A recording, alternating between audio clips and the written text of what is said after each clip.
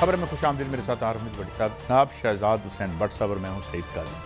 हुकूमत कह रहे हैं अगस्त में घर चली जाएगी। मुझे तो लगता है घर से ही बैठ के हुकूमत कर रहे हैं और घर में ही हैं। लेकिन चलें अगर चले जाएंगे फार्मली तो उसके बाद क्या मंजरनामा होगा, क्या शक्ल होगी, उसके हवाले से बात करेंगे। चेयरमैन पीटीआई तोशाखाना केस में पेश नहीं हो रहे तो क्या एक डिफाइंस हमें नज़र आ रही है, इस पर हम बात करेंगे। उधर जो परवेज़ इलाही और मूनस इलाही साहब का एक आपस में एक नज़ा लग रहा था, खबरें ये आ रही हैं कि मूनस इलाही अड़े हुए हैं और जब तक मूनस इलाही नहीं मानते परवेज़ इलाही साहब को कोई रिलीफ मिलता नज़र नहीं आता। क्या माशाल्लाह खूबसूरत सिचुएशन है। और IMF के प्रोग्राम से क्या महंगाई कम होगी? आज तक तो नहीं हुई, देखें कम होती है या नहीं होती। मगर भट्टी साहब, ये जो हुकूमत जो है इधर ही है या घर पर है? कहाँ पे होती है हुकूमत? अगर यहाँ पर है तो फिर ये घर चली जाएगी अगस्त में। भट्टी साहब, बिस्मिल्लाहिर्रहमानिर्रहीम। भाई साहब, नंबर एक तो पाकिस्तान में हुकूमत नाम की कोई चीज नहीं है। हुकूमत होती है जब अवाम को उनके राइट्स दिए जाए, बुनियादी हकूक दिए जाए। 5, 13, 14 जमातों को इकट्ठा किया गया, उनका गालबा नाम PDM रख दिया गया। फिर 155 वाले को निकाल के 86 वाले नंबर वाले को बना दिया गया। और उसके बाद उन्होंने अवाम से किए हुए वादों को दूरा, आइन को तोड़ा। बकौल इत्तेजाज अहसन साहब के लतीफ कोसा और सलमान करम राजा अदालतों को अमदोली की। तो ये हुकूमत जैसी घर बैठी है वैसी ही हुकूमत है। जो 15 पिछले 1 महीने से निगरान पर लड़ाइयां हो रही हैं और साथ ये कमिटमेंट ली जा रही है कि हमारे केस जो हमने खत्म कराए इन 15 माह में तेजी में, इनमें से केस कोई नहीं खुलेगा। और इसका एक गारंटर भी बन गया है बड़ा मजबूत शख्सियत। तो अब जमहूरियत का यही हुसन है कि आवाम के हक तलबी करो, उनसे लूटो माल, अपना पैसा बनाओ। तो काजी साहब, आप मुल्क की फिक्र करें, हुकूमत छोड़ दें। हुकूमत तो कब्जा है, जिसकी ज्यादा ताकत होगी वो आ जाएगी। वरना पंजाब में मुझे बता दें आइन की ऐसी शिक जिसमें 90 दिन से ज्यादा हुकूमत हो, पंजाब और खैबर पख्तूनख्वा। और दूसरा, एक अहम निगरान शख्सियत की बैरून मुल्क अरबों रुपए का मनी ट्रेल भी पकड़ी गई है, लेकिन उस पर भी पड़ यार ये क्या कहानी सुना दी आपने। मैं सारी खबरें भूल जाता हूँ भट्टी साहब। मैं गलत हो गया, माफी चाहता हूँ। नहीं, निगरान की मनी ट्रेल पकड़ी वहां पर, मतलब है। तो फिर ये जरा इस पे आ जाए ना, बाकी तो छोड़ें, क्या खबरें हैं। असल खबर तो ये है यार, मनी ट्रेल वाली बताएं हमें। मैं सर उस शख्स को जानता हूँ, मैं भी जानता हूँ पैसा और कितने मुल्कों में। काजी साहब, आप सोच नहीं सकते। और मैंने एक अहम तरीन शख्सियत से बात की। मैं क्या सर, पसे पर्दा इस शख्सियत का इस बंदे के साथ अटैचमेंट की जाती है। तो इनकी इस दौर में इतनी प्रॉपर्टी थी और आजकल मेरे जराए के मुताबिक इतना है। तो उन्होंने मुझे कहा आपको लंदन बैठे भी सुकून नहीं आता। मैं क्या सर, मैं तो बात कर रहा हूं, मैं खुदा ना खास्ता इल्जाम नहीं लगा रहा। तो लिहाजा पाकिस्तान में काजी साहब मुल्क का माल लूटना नहीं, लावारस होना जुर्म है। आपकी लॉबियां तगड़ी नहीं है तो आप मुल्ज़म है। आपको साइकिल चोरी पे भी उम्र कैद होगी, वरना आप सुप्रीम कोर्ट भी हुक्म दे तो आपको कोई माइका लाल जेल में नहीं रख सकता। भट्टी साहब, आप ही ना किसी को तरक्की करता नहीं देख सकते। मगर चलें आगे बढ़ते हैं। ये फरमाइए कि अब वो कह रहे हैं जी कि अगर हुकूमत चली भी गई तो इलेक्शन कमीशन इसका जो है वो करेगा, ऐलान करेगा। और अगर इलेक्शन कमीशन के नीचे कोई बॉडी है, कल उसको भी कोई इख्तियार दे दिया जाए तो फिर तो माशाल्लाह जो इख्तियारात है नीचे निचली सतह तक चले जाएंगे। बड़ी मुस्बत डेवलपमेंट है। और बड़ साहब, पीपल्स पार्टी को चाहिए 1973 के आइन से बगावत का ऐलान करे। देखें, गुजारिश ये है, कोई भी हुकूमत हो, चाहे मौजूदा हो, साहब का आइन के तहत है, इसका वजूद ही गलत है। मैं कह रहा हूं वजूद गलत है।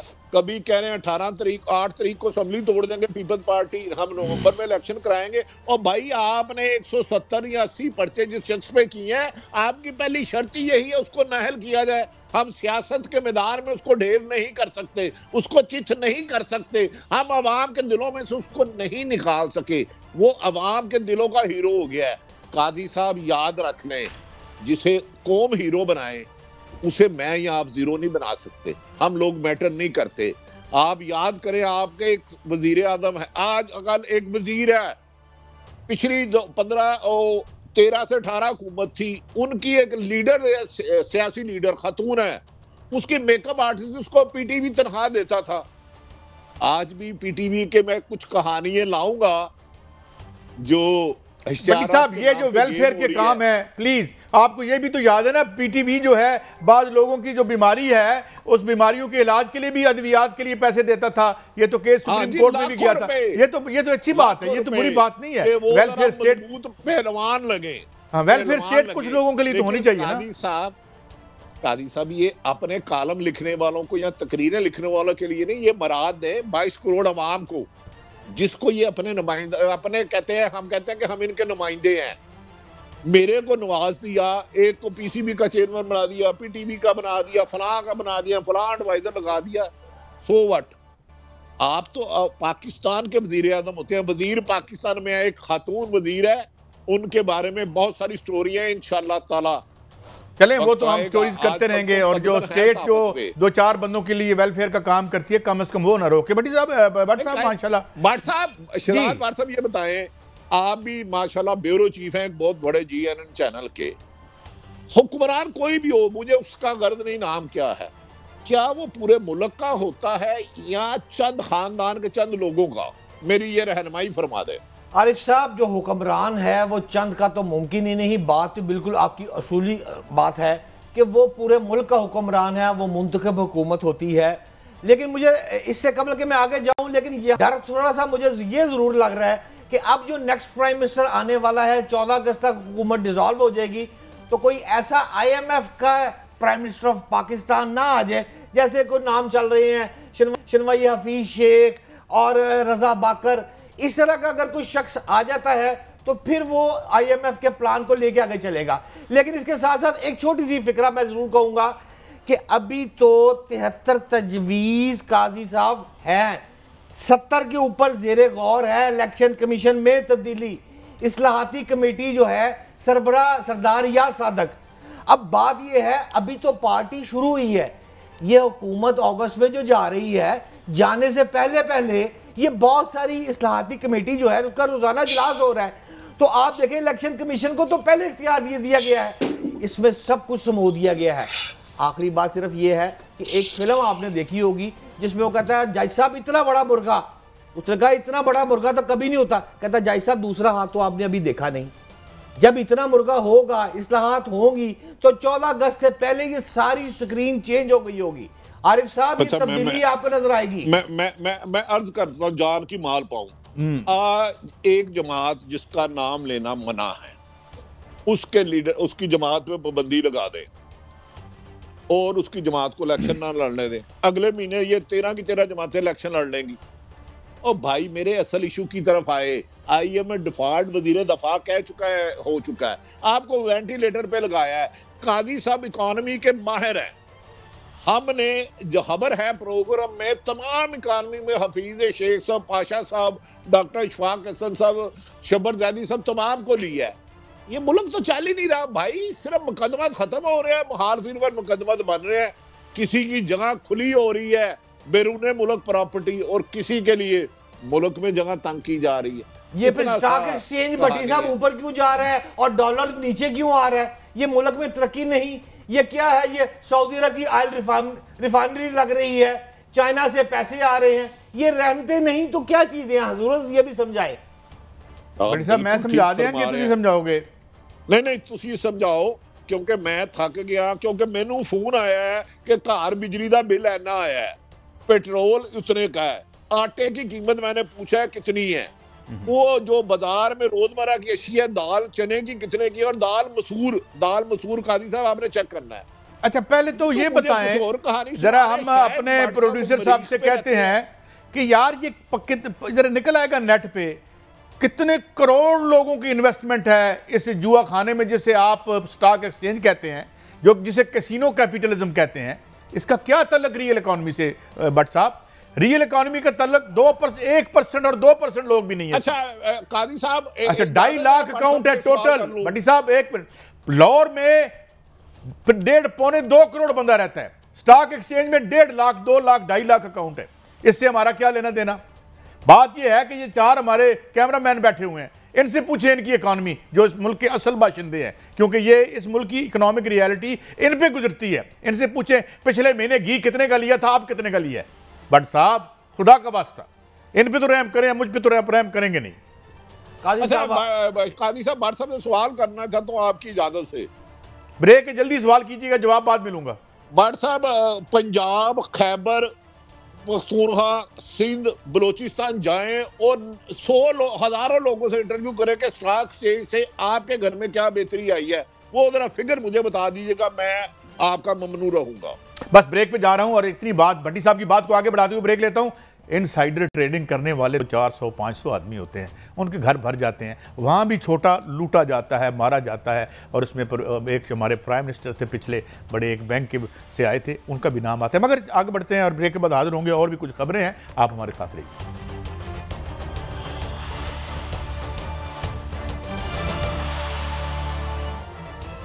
Welcome back.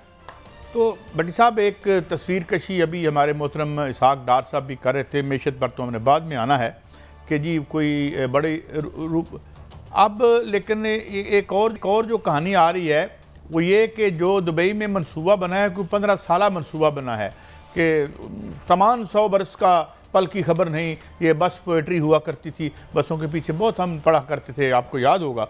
तो आपको क्या लगता है कि ये सामान 15 बरस का होगा भट्टी साहब? अच्छा कादी साहब, एक नई नस्ल को आप पर मुसल्लत करने की हिकमत अमली बनाई जा रही। कहते हैं ना कि अल्लाह ताला सबको लंबी जिंदगी दे। 15 साल का मंसूबा, 40 साल पर उन दोनों जमातों की मुहित हुक्मरान। अभी इसहाक डार साहब फरमा रहे थे यूएई, और वहां से 300 अरब डॉलर पता नहीं कितना आ गया। एक मैं सिंपल सवाल आपको करता हूं, काजी सईद साहब के ऊपर 5 अरब रुपया कर्ज है, 5 अरब रुपया कर्ज चढ़ा हुआ है। वो कर्ज उतारने के लिए 10 अरब रुपया लेता है, कर्जा उसका हो गया 15 अरब रुपया। 5 अरब से बढ़ के 15 अरब, क्योंकि कर्ज उतारने के लिए कर्ज ले रहा है, कुछ पैसे पीनट उधर अवाम को भी दे देंगे, यहाँ अपने तक्के लगा देंगे। इसको मैं तरक्की कहूं या डाउनफॉल कहूं मुल्क का? क्या अगर इसहाक डार साहब ने जो भी फरमाया, क्या एक्सपोर्ट ज्यादा हो गई? पिछले साल से 10 गुना ज्यादा हो गई आपकी। उसके बाद इंडस्ट्री में ज्यादा हुआ, रोजगार 15 माह में आपने लोगों को ज्यादा दिया, तो बहुत अच्छी बात है। वो कह रहे हैं हम तरक्की करेंगे। हाँ, आप तो भाई शुरू दिन से तरक्की कर रहे हो, जब से ज़ियाउल हक का है, आपकी तरक्की की तो तंजली आई नहीं। अच्छा भट्टी साहब, मैं देखे मैंने अभी भट्ट साहब की तरफ आना है, मगर ये खुशखबरी भी तो हम अपनी अगले आने वाली नस्ल को बता देना कि माशाल्लाह जो होनहार बच्चे हैं, अब उनकी किस किस बच्चे को लॉन्च किया जाएगा? देखिए कादी साहब, बच्चे गैर सियासी होते हैं। देखें, बच्चे बेशक नानी बन जाए, दादा बन जाए, चाचा बन जाए, फूफा बन जाए, उनके पोतरे उनके लाडले होते हैं। तो बच्चे गैर सियासी होते हैं, क्योंकि एक गुलाम कौम पर चंद खानदान मुसल्लत थे, हैं और बादी उल नजर में रहेंगे। लेकिन एक खबर मैं देता चलूं आपको और शहजाद भट्ट को, सियासी से कोई तल्लक नहीं है। एक साहिब इल्म, एक अल्लाह के वली का कहना है कि उल्टी घड़ी चलने वाली है। वो कह रहे हैं उसमें सालों का भी वक्त नहीं है, उनका फरमान है। मैं दुनिया की सियासत का नहीं कह रहा, इलेक्शन होंगे कौन जीतेगा, वो कहेंगे, वो कह रहे हैं कि मुल्क को बहुत हद तक तबाह कर दिया गया है, गिरवी रख दिया गया है। नहीं, ये तो फिर ये खबर ठीक हुई ना, ये जो 15 साल मनसूबा वाली खबर तो ठीक हुई फिर? नहीं कादी साहब, मैं ये बात कुछ नहीं कहूंगा, क्योंकि कुछ लोग, जैसे मुल्क में ड्यूटियां लगी है ना सियासी जमातों की, या कोई अदारा बना हुआ है, कोई क्लर्क है, कोई एसपी है, कोई डायरेक्टर है, कोई आईजी है, कोई किसी अदारे में लगा है। एक कायनात भी बनाई है अल्लाह ताला ने, उसको ऊंग भी नहीं आती। जब उसकी कौम पर आप जुल्म करोगे और तकब्बर करोगे, तो तकब्बर अल्लाह की चादर है। नहीं, चलें, ये तो देखिए होना तो वही है जो अल्लाह ताला चाहेंगे। और हमने ये देखा है कि तारीख में स्क्रिप्ट चलते जाते हैं, रस्सी लंबी भी होती है तो रस्सी जल जाती है। नहीं कहता जे अल्लाह के बंदों का काम शुरू होने वाला है, उसमें ताखीर हो सकती है। भट्ट साहब, लेकिन ये जो planning, London plan, Dubai plan, ये फेल होने वाला है आइंदा चंद महीनों में। मैं सालों की बात नहीं कर रहा, लेकिन ये साहिब इल्म का कहना है, मैं तो अगले पल का नहीं पता। जी भट्ट साहब, आपके पास क्या खबर है इस हवाले से? ये जो देखे ना, अब ये तो गद्दी नशीनी होगी ना, अब तो सियासत भी। काजी साहब, हर पाकिस्तानी शहरी 25 साल क्या हो तो वो MNA मुंतखब होने की अहलियत रखता है, और 45 साल का हो तो सदर मुमलिकत पाकिस्तान बन सकता है। तो कानूनी असूली बात है ना। अब अगर जुनेद सफदर इलेक्शन लड़ना चाह रहा है किसी MNA या MPA का, उसकी वालदा अगर इत्तेफाक से चीफ मिनिस्टर पंजाब बन जाती हैं, उनके जनाब अजीज को प्राइम मिनिस्टर बन जाते हैं, ये तो बड़ी बात, मिसाल भी तो हो सकती है ना। सदर मुमलिकत आसफ जरदारी पहले भी बन गए थे। नहीं देखे, ये भट्ट साहब ने एक बहुत बड़ी खबर ब्रेक कर दी है। जितने मेरे दोस्त कैमरे के पीछे खड़े हैं, आप तैयार हो जाएं, 25 करोड़ में से कोई भी CM बन सकता है। आज आप कैमरे के पीछे खड़े हैं, कल पंजाब पूरा आपके आगे खड़ा होगा। भट्टी साहब मुबारक हो, आज कौम को खुशखबरी दे दी भट्ट साहब ने। भट्टी साहब, काजी साहब, मैं तो मुबारक लूंगा जब आप मुझे कहोगे कि पाकिस्तान में 99% लोगों की छत अपनी हो गई है। उनका हर महीने इतनी, यार हम हुक्मरान बना रहे हैं 25 करोड़ लोगों को, मांगनी पड़ती नहीं। आप चंद खानदानों को, तो मैंने कहा हर दौर ही उनका है। वो अपोजिशन में रह के भी हुकूमत में होते हैं और हुकूमत में रह के भी हुकूमत में होते हैं। वो इक़्तिदार से दूर नहीं होते, क्योंकि जिनको ले पालक बच्चों को ब्यूरोक्रेसी में उन्होंने पाला होता है। ASP से IG तक जाता है, AC से फेडरल सेक्रेटरी तक जाता है, चीफ सेक्रेटरी तक जाता है। अब जुनेद सफदर देखे ना, बड़ा अच्छा गोल्फ खेलते हैं। तो पाकिस्तान में कोई 50 खानदान पल सकते हैं राशन में, जितने वो एक साल गोल्फ पे लगाते हैं। तो अल्लाह ताला उनको और तरक्की दे। ये वो IMF से जो इतना पैसे लिए हैं, अगर आसफ अली जरदारी साहब की नवासी पोता बेटा बच्चे या मोहतरम नवाज शरीफ साहब के बच्चों ने ऐश नहीं करनी, ते असी काजी सईद ते शहजाद भट्ट नूं लितर मारने ने, आरफ भट्टी नूं छितर मारने ने। ये कौन है? ये कीड़े मकोड़े हैं। मोहतरम आरिफ साहब, आप जो फरमा रहे हैं, खुश होगा तो मुझे बताएं। आप जो फरमा रहे हैं कि हर घर के शख्स को, हर पाकिस्तानी को छत मिलेगी, तो क्या आप इस बात से भी मुत्फिक है कि पाकिस्तान में हर शहरी खुशहाल हो, उसको छत मिले, जो आपकी भी ख्वाहिश है, मेरी भी ख्वाहिश है। लेकिन उसके लिए 5 साल जो हुकूमत, जमहूरी हुकूमत बने, जिसको कोई इलेक्ट करे, वो भी उस पे ही होना चाहिए कि नहीं? नहीं, आपने बड़ी अच्छी बात की। पहले तो आप देखें ना, एक चौकीदार रखा एक घर पे, उसने उस घर में 5 दफा डकैतियां करा दी, घर वो कंगाल हो गया। आप मुझे आप फिर के इसको 5 साल के लिए चौकीदार बना दे, तो मैं कहूंगा ना भाई, जो माजी में इसकी कारकर्दगी तो देख लो, मुस्तकबिल तो गैब का इल्म तो। अच्छा भट्टी साहब, ये जो अगले भी ये तो भट्ट साहब की राय का हम एहतराम करते हैं, बल्कि हम तो ये चाहते हैं कि जो चीफ सेक्रेटरी पंजाब हैं, उनके बेटे को CSS के इम्तिहान के बगैर भी चीफ सेक्रेटरी लगा दिया जाए। बिल्कुल हम ये चाहेंगे। अच्छा, मेरी आपसे अर्ज है, हाँ जी, आपका एक घर है, वो छोटी सी झोंपड़ी हो या महल हो, अल्लाह ताला उसके रिज़्क़ के हलाल में बताए। आप एक चौकीदार रखते हैं, वो चोरी करता है, लूटमार करता है, 5 साल बाद आता है, फिर उस पर मुबैना ऐसे इल्जाम आता है, 10 साल बाद आता है, फिर है उसकी ये तारीख 40 साल पे मुहित हो जाती है। और कोई आपको आके कहे नहीं यार, दोबारा अब इसको 5 साल के लिए हमने सिलेक्ट किया है, इलेक्ट नहीं किया, इलेक्शन नहीं कराने, तो तुम्हारी अच्छा भट्टी साहब जाएगी, छतें मिल जाएगी। चले, तो आप रख रहे हैं चौकीदार को। चले, लेकिन ये अब हुआ ना, यार जाहिर है, तो ख्वाहिश तो सबकी होती है ना। आजकल ये जो है वो बॉलीवुड में भी चल रही है, हॉलीवुड में भी चल रही है। जी, मेरा सवाल है कि आप 5 दफा आपके घर को लूटने वाले को 6ठी दफा आप या 4थी दफा या 5वीं दफा मौका देंगे? भट्टी साहब, ये सबसे तकलीफदेह बात है। इसको मैं इस कंक्लूड करके बहस को अगली खबर पर जाता हूँ। ये किसी ने लूटा है नहीं लूटा, ये तो अदालतों ने बताना था, बता देगी किसी न किसी जन्म में हमें।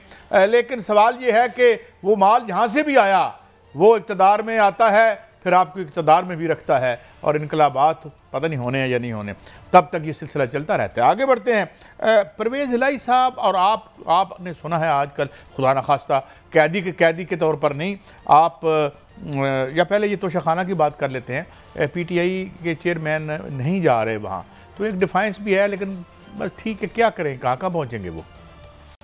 काजी साहब जी बड़ी बता दें, एक बंदे पे 170 पर्चे हैं, वो हर हफ्ते 2 छुट्टी होती हैं, सैटरडे संडे, वो एक केस पे रोजाना जाए तो एक केस, अगले केस की बारी तकरीबन 9 माह बाद आएगी। 170 मुकदमा दर्ज करने का कोई जस्टिफिकेशन मुझे बता दे। बंदा नैब की हिरासत में है, आप 25 पर्चे दे देते हैं। तो यार खुदा का वास्ता है, वैसे मार दो। जो आपसे इख्तलाफ करता है मार दो उसको। आप भाई ताकतवर पीडीएम 13-14 जमाते हैं, कादी साहब ये ना करें। मुझे यहाँ वो वजीर आज़म बताए पाकिस्तान में जो 4 दफा बने हैं, टोटल उन पर कितने मुकदमा है मैक्सिमम किसी एक वजीर आज़म पर। जी भट्ट साहब आप भी अपना टेक दें, मैं फिर अगली खबर पे जाऊँ। देखें बात यह है काजी साहब, पहले तो बात कर लें चौधरी परवेज लाई की, जो आपने बात शुरू की है। चौधरी परवेज लाई पर तकरीबन मेरी इत्तला के मुताबिक लाहौर गुजरांवाला समेत आधी दर्जन के करीब FIRs हैं।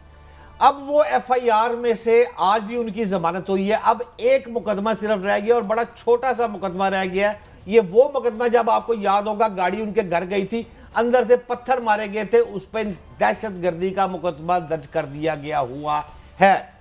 अब बाजार जो लग रहा है मुकदमा के हवाले से, कल को कोई गैप का इल्म मेरे पास नहीं है, अगर कल को कोई नया मुकदमा दर्ज हो जाए तो वो बात की बात है। लेकिन मौजूदा जो पर्चे हैं चौधरी परवेज लाई के ऊपर, वो अब तकरीबन इख्तिताम पजीर हो गए हैं। उनकी रिहाई जो है वो अब बाजार मुझे लग रही है। लेकिन मैं सलाम पेश करूंगा आज आपके प्रोग्राम में 77 ईयर्स चौधरी परवेज लाई, जो कि मेरा ख्याल है कि नवाज शरीफ, आसिफ जरदारी, सभी, इवन इमरान खान, सभी छोटे हैं। 70 साल किसी की उम्र नहीं है। ये सबसे ज्यादा उम्र वाले चौधरी परवेज लाई जिस तरह जेल काट रहे हैं, उस पर सलाम पेश करता हूं। मुझे यकीन जाने ये कंफर्म इतला है कि उनकी बारक में पंखा बंद कर दिया जाता है। कोई कूलर शूलर, बर्फा शर्फा, ऐसी कोई चीज नहीं है। वो अपनी शर्ट उतार कर बनियान में कैंप जेल में बैठे हुए हैं और टिश्यू पेपर बॉक्स उनके पास है, उससे मुंह साफ करते हैं, उसके बाद वो फेंकते हैं, फिर खुद ही उठते हैं। चौधरी परवेज लाई CM पंजाब की मैं बात कर रहा हूं, वो टिश्यू उठाकर लिफाफे में डालते हैं। इतनी सख्त जेल जो काट रहा है चौधरी परवेज लाई, वो आम किसी भी इस वक्त मैं समझता हूं सियासतदान ने नहीं काटी और ना ही काट सकता है। जी जी जी बड़ी साहब वो कह रहे हैं मोनस सिलाई साहब उधर ही बैठेंगे।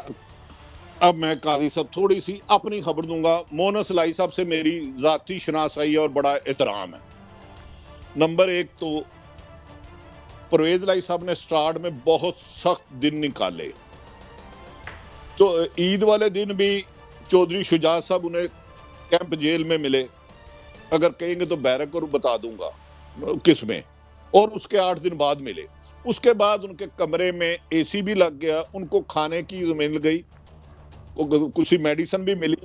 और ये बात बिल्कुल गलत है कि परवेज लाई और मोनस लाई में इख्तलाफात है। स्टार्ट में उन्हें बहुत सख्ती की गई, बहुत, लेकिन ये बकरा ईद से कोई 5-4 दिन पहले की सूरत हाल कुछ तब्दील हो चुकी है।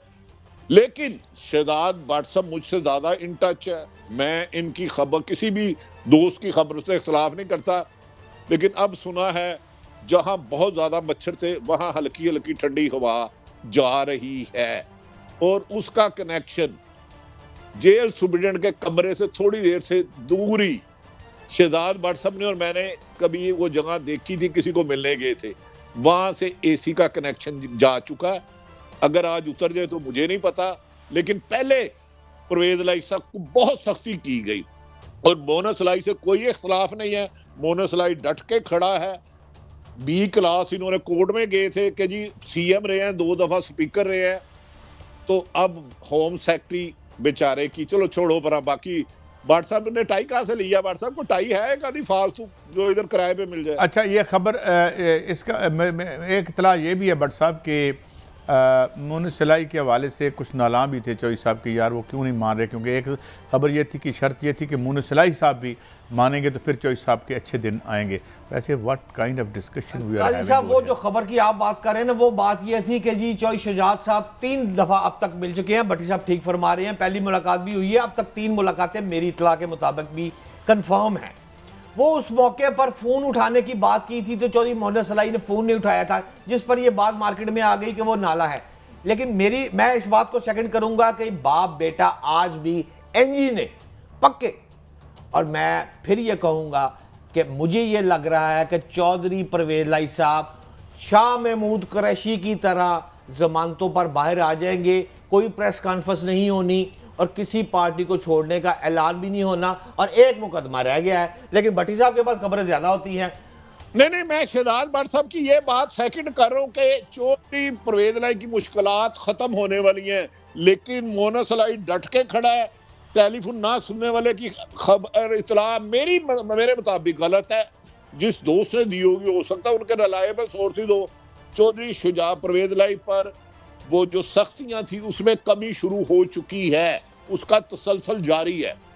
और आज ही इत्तेफाक से पाकिस्तान के टाइम इस वक्त तो 7 बजे है, मैं जहां बैठा हूं वहां 3:30 है। मैंने कोई 1:45 बजे फोन किया है व्हाट्सएप के एक दोस्त को, वो उस जगह काफी देर तैनात रहे हैं। अच्छा, तो क्या बताया उन्होंने आपको? खंडरात बता रहे हैं हमारा तालिशान थी, हालात बेहतर होना शुरू हो गए हैं। स्टार्ट में चॉइस पर बहुत जबर किया गया, अब उनकी जाती खाना भी मिल रहा है। भाई साहब आप बताएं ना, आपके पास भी बड़ी खबरें होती हैं। नहीं यार, आप किस नजर से देख रहे हैं चौधरी परवेज लाई और मोनस लाई को? आप तो देखें खबरों मैं आपकी खबर को कह रहा हूं कि परवेज लाई पर मेरा ख्याल है मुश्किलात खत्म हो जाएंगी और वो जल्द ही। मैंने तो ये सुना है कि एक अहम निगरान शख्सियत ने खासी उन पर मेहरबानी फरमाई है, मेरे जो इतला के मुताबिक है, लेकिन ये कि जो सख्ती उन पर थी, ये मेहरबानी जहाँ से हुई है ये कहानी फिर सही, मेरा ख्याल है उससे फिर ही रहने दें। जिस पे आपने कहा उसने तो सख्ती करवाई थी। अच्छा, जब शुजात साहब मिलने गए तो परवेज लाई साहब ने ये बातें की। भट्ट साहब को पता है कि हम फकीरों में ना रिश्तेदारियां बड़ी करीबी होती हैं। भट्टी साहब अगली स्टोरी पे काजी साहब कहते हैं मैंने जाना सर जी, अगली क्या है सर? अगली बिल्कुल जल्दी चले, क्योंकि मुझे भी अगली स्टोरी तो जाहिर है हम आखिर में हम मैशत की बात करते हैं, लेकिन अभी शायद हमें एक ब्रेक भी लेकिन ये कि यार वैसे एक बात बताएं, ये किस किस्म का हमारा निज़ाम इंसाफ है कि 40 साल से क्यों नहीं सब तोशा खाने से माल खाने वाले जो हैं, जिन्होंने वैसे तो मैंने अर्ज़ किया था आपकी खिदमत में भट्ट साहब, आपने सुना नहीं था कि ये वतन अजीज़ कुछ ख़ानदानों के लिए तोशा खाना ही रहा है।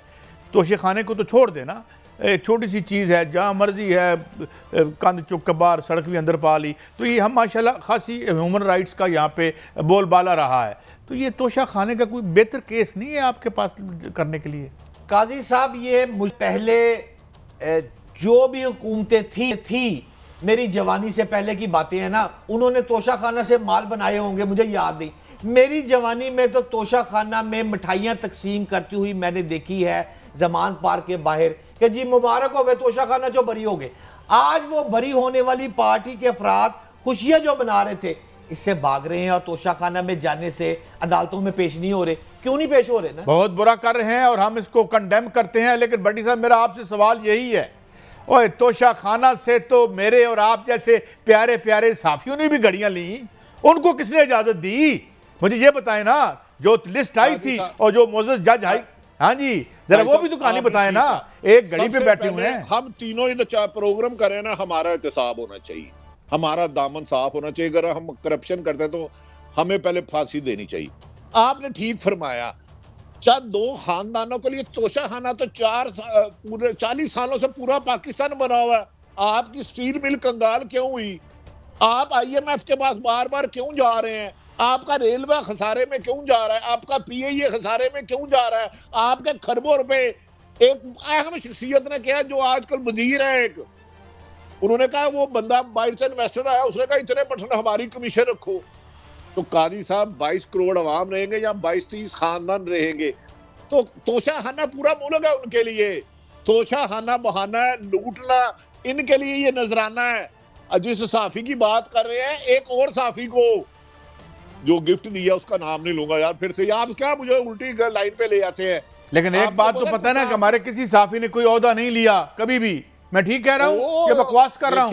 निसार उस्मानी, मैं उनका नाम देता हूँ, अल्लाह उनके दर्जात बुलंद करे। वो कह रहे थे साफी का सरकारी ओहदा लेना गाली होती है, वो कहते थे। अल्लाह ताला उनको जिंदगी दे। खुमा अली शाह साहब हमारे भाई हैं, तुम्हें आपको पता है, जो जर्नलिस्ट हैं। मदर अब्बास साहब हैं, तो बाकी कोई लेता है तो मेरे ख्याल में सबसे पहले उसे टीवी पे नहीं आना चाहिए। मैं जिस दिन तोशा खाना से तोहफा लूंगा या हराम का पैसा लूंगा, हल्फन कहता हूं, किसी राशि को बुरा नहीं कहूंगा। नहीं तो आपका क्या ख्याल है, वो कहते होंगे? चलें छोड़े इस बात पे, हम ज्यादा वक्त जाया नहीं करते। ऐसे है कौन यार? क्या अब देखें ना भट्टी साहब, आप मुस्कुरा रहे हैं, हमारी बिरादरी के लोग हैं, क्या फायदा? काजी साहब, फगा के मुझ गरीब को हयात का ये हुक्म है, समझ हर एक राज को मगर फरेब खाए जा। मैं चाहता हूं, मैं आपसे एक सवाल आज पूछना चाहता हूं काजी साहब, आप बताएं, माशाल्लाह मुझसे बहुत सीनियर आदमी है, ये साइफर की तहकीकात जो हो रही थी इस पर तो पीटीआई कह रही थी कि जनाब हर सूरत कराओ, फिर अदालत से स्टे आ गया, अब हुकूमत कह रही है कि जी साइफर की तहकीकात होनी चाहिए, तो पीटीआई पीछे हट रही है। ये कॉल ऑफ फेम का क्या तजाद है, कहानी क्या है? नहीं हटना चाहिए उन्हें, साइफर की तहकीकात होनी चाहिए, उन्हें चाहिए कि वो करवाएं, बिल्कुल ठीक है। बट साहब, हमने किसी गलत काम को के दिफा का ठेका नहीं लिया, कहीं भी हमने जाके टेंडर जमा नहीं कराया कि जी हम ये इस गलती का दिफा फरमाएंगे, क्योंकि हमने अपनी कब्र में जाना है। जी बटी साहब, देखिए 180 या 70 मुकदमे साबिक वज़ीर-ए-आज़म पे दर्ज मुझसे और आपसे पूछ के किए गए हैं, तो साइफर की तहकीकात 15 सवा महीने में हुकूमत है, क्यों नहीं इसने पूरी की अभी तक? कर लेते भाई, क्या क्यों नहीं करते भाई? अगर इनके मतलब वो ठीक है, साबिक वज़ीर-ए-आज़म टीवी पे 10 दफा कह चुके हैं। देखिए इतने काम आप कर रहे हैं बटी साहब, सुप्रीम कोर्ट में तो आप हमला कर सकते हैं। आप नहीं बटी साहब, अच्छे काम भी तो हो रहे हैं ना पंजाब में। अब अगर कोई निगरान हुकूमत इलेक्शन नहीं करा सकती किसी मजबूरी के बायस, तो कोई क्या हुआ?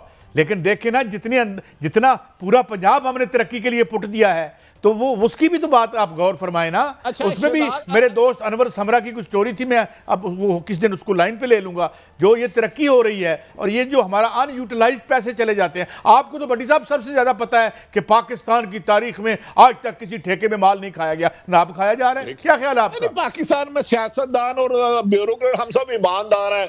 पहले हम नारा लगाते थे पाकिस्तान जिंदाबाद, अब कहते हैं पाकिस्तान से जिंदाबाद, ओ सॉरी पाकिस्तान जिंदाबाद। अल्लाह हमारे मुल्क को तरक्की करे, खुशहाल इंशाल्लाह तरक्की। हम अगले नए ऐड की तरफ जाएंगे। गालिबन कुछ के इशारे हो रहे हैं, लेकिन आवाज़ मुझे ब्रेक है, ब्रेक के बाद हाजिर होंगे। IMF से पैसे आ गए हैं, अभी अभी खुशखबरियाँ सुनाई थी उन्होंने, मुझे वही मिफ्ता इस्माइल साहब याद आते हैं कि वो पाकिस्तान बच गया। तो हमने एक सवाल किया था, हजूर 98% लोगों का तो बुरकस निकल गया, वो पाकिस्तान कहाँ होता है जो बच गया? तो इसलिए हम ये भी पूछते हैं, ये आ गया है पैसे, तो वो कौन सा पाकिस्तान है जो बच गया है, जो बड़ी बड़ी आला हाउसिंग सोसाइटियों में रहता है, मगर ये हमारी जो कच्ची आबादियाँ हैं, इस पाकिस्तान के बचने की कोई उम्मीद है? इंशाल्लाह होगी। ब्रेक के बाद हाजिर होते हैं और मैशियत पे बात करते हैं।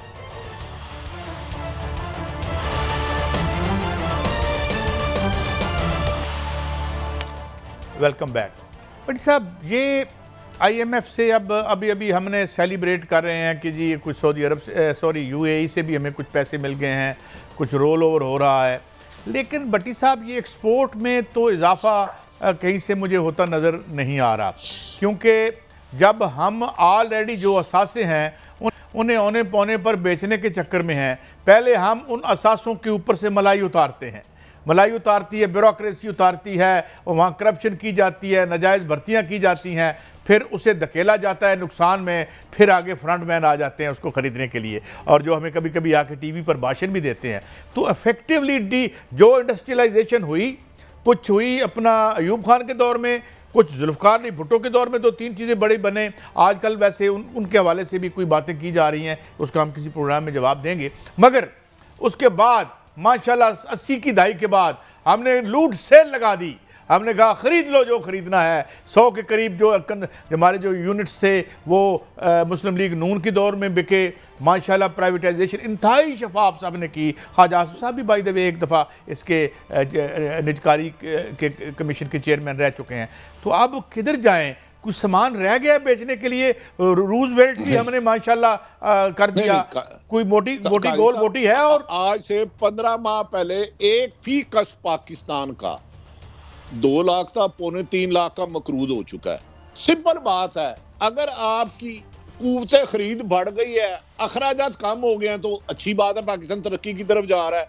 अगर ये 3 मिलियन या 3 अरब या खरब जितने भी लिए कर्जे, उन्हें सूद दर देने हैं, और आपकी इनकम अखराजात से ज्यादा हो गई है तो पाकिस्तान खुशहाल होगा। अगर नहीं है फिगर तो बाकी फिगर्स के आप बड़े एक्सपर्ट हैं, तुराब साहब को के चला दें कि इस वक्त हमारा क्या है रेशो, आपका 22% पे है ये बैंक पे। जो इमरान खान साहब गए थे, सॉरी, जब वो जो गए थे तो वो शरह सूद की गालिबन आप बात कर रहे हैं। शरह सूद भी आजकल जो है इंडस्ट्री भी इस सूद पे लगनी, मैंने कुछ 2-3 इंडस्ट्रियलिस्ट बड़े उनसे बात हुई, उन्होंने कहा इस पे तो इंडस्ट्री लगनी मुमकिन नहीं है इस शरह सूद पे। बट साहब आप बाकी तो बड़ी माशाल्लाह तरक्की तो देखी हमने बहुत से हमने अपने हुक्मरानों के बच्चे देखे जिन्होंने यूरोप अमरीका में ऐसी माशी फतूहात की हैं कि मैं समझता हूँ इस किस्म के जीनियस जो हैं उनके बिल गेट को उनसे ट्यूशन पढ़नी चाहिए। लेकिन बट साहब ये अगले महीने जो ग्रॉसरी का बिल है पिछले महीने से क्यों बढ़ जाता है? काजी साहब, जब आप छोटे थे तब भी महंगाई थी, जब आप जवान हुए तब भी महंगाई है, और महंगाई मुसलसल बढ़ती रही है, ना सिर्फ पाकिस्तान में बल्कि पूरी दुनिया में बढ़ रही है। पाकिस्तान में जो IMF ने के साथ मुआहदा हुआ है, इससे किसी भी गरीब शख्स को कोई फायदा नहीं होना, ये क्लियर है, इसमें इबहाम है ही कोई। इवन के prime minister of Pakistan Shahbaz Sharif खुद फरमा रहे हैं कि जनाब IMF से मुआहदा हो गया है, महंगाई की कोई कमी नहीं आ रही। ये बात तो लेकिन एक जो बात उन्होंने कही है PM साहब ने, उसका मुझे जवाब दें। वो कहते हैं जब मैं दूसरे मुल्क में जाता हूं तो लोग कहते हैं भिखारी आ गए। माशाल्लाह इतनी बड़ी एम्पायर के वो मालिक हैं, खुद खरबोपति आदमी हैं, तो मुल्क क्यों भिखारी है भट्टी साहब? जिसके जो चलाने वाले हैं, जो हुक्मरान हैं, वो खरबपति हैं, मगर वो मुल्क की जब बात आती है तो वो कहते हैं हमारा मुल्क भिखारी है। ये फर्क, ये बहुत तफावत क्यों है? अभी जो व्हाट्सअप कह रहे हैं ना, ऐसा नहीं हो रहा। इस मुल्क में एजुकेशन फ्री है। बच्चा पैदा हो तो शहजाद व्हाट्सएप को पूछे 3 बच्चों की कितनी फीस देते हैं, पेट्रोल कितने का लगता है। आपकी क़ुव्वत खरीद बढ़ जाए तो आपको ये महंगाई बुरी नहीं लगती, क्योंकि आप पैसे बचा लेते हैं। तो रह गई बात IMF की, तो IMF के पास हम पहले भी 23 दफा गए थे, अब भी मकरूज होंगे जब तक आपने अपनी एक्सपोर्ट बेहतर ना की। पाकिस्तान का ब्रेन छोड़ के जा रहा है। एक ही बात कहूंगा, या चंद खानदान एलीट कैप्चर, जो चंद बड़े 1000 खानदान है वो तरक्की करेंगे, या 23 करोड़ आवाम करेगी। दोनों एक टाइम नहीं करेंगे। 23 करोड़ की हक तलफी करोगे तो चंद खानदान तरक्की करेंगे, 23 करोड़ के मसाइल पर तवज्जो दोगे तो चंद खानदान अरबों खरबों की प्रॉपर्टियां प्लस नहीं करते जाएंगे, उन्हें भी ब्रेक लगानी पड़ेगी। और व्हाट्सएप मैं एक और भी आज हकीकत यहाँ आपको अर्ज़ करता हूँ, और इस पर बाई एंड लार्ज बहुत से मेशदान जिनसे मेरी बात हुई है वो एग्री करते हैं। इस निज़ाम की ज़ुबून हाली की ये हालत है कि अगर आप पेपर पे आपकी ग्रोथ रेट भी हम अगर देख रहे हैं, ग्रोथ रेट भी आ रहा है, तो इसका मतलब जो है वो ये नहीं है कि वो नीचे ट्रांसलेट नहीं हो रहा। मिसाल के तौर पे अगर मुल्क और समाज में दौलत बढ़ रही है तो उसका टका भी नीचे नहीं गिरता। वो ट्रिकल डाउन कहाँ हुआ? ट्रिकल डाउन तो हुआ नहीं, सारा माल तो ऊपर चले जाता है, और पता चलता है कि सिर्फ हुक्मरानों के बच्चे लायक हैं। हमारे बच्चे भी चाहे MBA कर लें, चाहे PhD कर लें, यहाँ पे बेरोज़गार PhDs की एक तंजीम बनी हुई है। काजी साहब, ये किसी एक का कसूर नहीं है, किसका है? ये बदकिस्मती है मेरे मुल्क की कि जो भी मेरे ऊपर आकर बैठा है, या वो 10% था, या वो 50% था, या उसके अहलो अयाल वाले घर वाले उठा के सामान ले गए हैं। ये आवे का आवा ही खराब था यार, ये आवा खराब है। आवे का आवा नहीं, सर्जरी। मेरी एक बताएं, मुझे एक सवाल है मेरा भट्ट साहब से और आपसे। ओए 4-5 खानदानों का आवा तो कमाल का आवा है ओए, और बाकी 98% लोगों का आवे का आवा क्यों बिगड़ा हुआ है? या तो फिर इनका आवा भी बिगड़े ना, पता चले कि इनकी बैंकरप्सी फाइल हुई है, शामी किसी हुक्मरान को रोटी नहीं मिली खाने को, और एक एक खाना, इनकी शादियां देखो, शादियों की तस्वीरें चला के देखो, इनका एक एक जो अरूसी का जोड़ा है वो देखो। ये जो माशी फाशी है भट्टी साहब, मैं इसे माशी फाशी कहूंगा कि जहां लोग दवाई को तरसते तरसते मर जाएं और आप शादियों पे अरबों लगा दें। ये क्या है? माशी फाशी, माशी डकैती, माशी नाइंसाफी। 30 करोड़, जब तक ये माशी फाशी जुल्म ज्यादती खत्म नहीं होगी, आप जितने मर्जी IMF से कर्जे लें, आपको इनकम क़ुव्वत खरीद बढ़ाना होगी, अखराजात मुनासिब करने होंगे। अदरवाइज अगले साल हम किसी और को बोल रहे होंगे। खुदा के लिए अब भी एक टेबल पे बैठ जाए और पाकिस्तान का सोचे। पाकिस्तान पाकिस्तान पाकिस्तान। और टेबल पर तो नहीं, दस्तरखान पर तो बैठे हुए हैं ना सारे, उस पर तो बैठ जाते हैं दस्तरखान पर। ओ भट्टी साहब, कौन सी टेबल अब रह गई? अब तो काजी सईद साहब के कमरे में एक तस्वीर लगी हुई है जिसमें सूरज गरूब हो रहा है, और मेरा ख्याल है 15 सितंबर से पहले तमाम चीजें आपके सामने आ जानी है। क्या मैं दुरुस्त कह रहा हूं या नहीं? देखिए, मैं तो कह रहा हूं सियासी तौर पे तो मुझे पता है एक शख्सियत के होते हुए इलेक्शन नहीं होंगे, बाकी इंसान प्लानिंग के बनाता रहता है। 1997 में मुझे मुल्क की ताकतवर तरीन शख्सियत ने कहा था 5-6 इलेक्शन मेरे होंगे।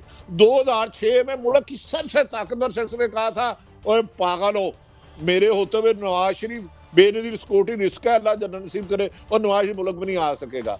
तो लिहाजा कई ऐसे आए, कई गए, कब्रिस्तान जाए, आवाज निकालें, कई सुल्तान पड़े हैं। ये तो किसी ने भी क्या आपका कमेंट?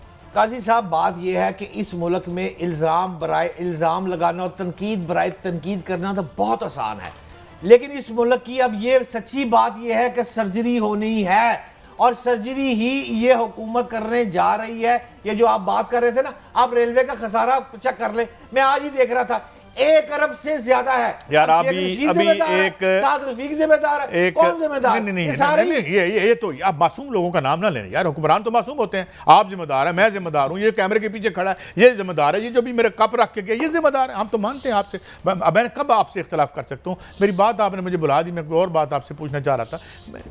मैं ये कह रहा हूँ कि ये जो अपना जो मैंने थोड़ी देर पहले बात की है कि ये हुक्मरान इस आवे से बाहर क्यों होते हैं, जो जिल्लत का, गुर्बत का, बेइलाजगी का, बेतालीमी का जो आवा है, जिसमें इस मुल्क के लोग हैं, 2.5-3 करोड़ बच्चे हैं, वो बाहर वो उसमें खज्जल हो रहे हैं। ये ऐसे बाहर क्यों रहते हैं? ये किस पाकिस्तान में रहते हैं?